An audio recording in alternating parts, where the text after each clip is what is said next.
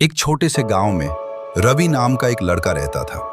उसकी आंखों में एक बड़ा सपना था, शहर जाकर बहुत बड़ा आदमी बनने का।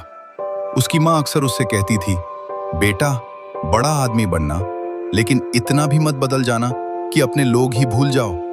रवि हंसते हुए कहता, अरे माँ, मैं आपको कैसे भूल सकता हूँ। समय बीता, रवि पढ़ाई के लिए शहर चला गया, फिर नौकरी, फिर जिम्मेदारियां और फिर वही भागती हुई जिंदगी। धीरे धीरे रवि इतना व्यस्त हो गया कि माँ से बात करने का भी समय नहीं निकाल पाता था।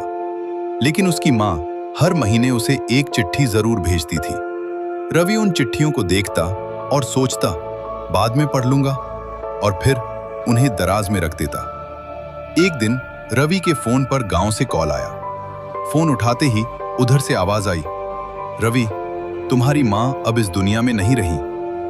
ये सुनते ही रवि के पैरों तले जमीन खिसक गई। वो तुरंत गांव पहुंचा, लेकिन इस बार दरवाजे पर उसे बुलाने वाली मां नहीं थी। घर में सिर्फ उनकी यादें थीं। मेज पर एक आखिरी चिट्ठी रखी थी।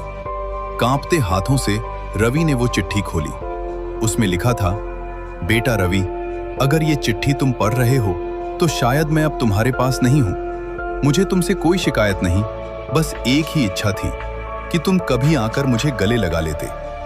लेकिन मुझे तुम पर गर्व है, तुम बहुत बड़े आदमी बन गए हो। बस एक बात याद रखना, दुनिया में सबसे बड़ा आदमी वही होता है जो अपने अपनों के लिए समय निकालता है। चिट्ठी पढ़ते पढ़ते रवि की आंखों से आंसू बहने लगे। उस दिन उसे समझ आया, कामयाबी का कोई मतलब नहीं अगर उसे बांटने के लिए अपने लोग ही न हो। अगर आपके माता पिता अभी आपके साथ हैं तो आज ही उन्हें फोन कीजिए या जाकर गले लगाइए, क्योंकि कुछ चीजें समय निकल जाने के बाद कभी वापस नहीं आती।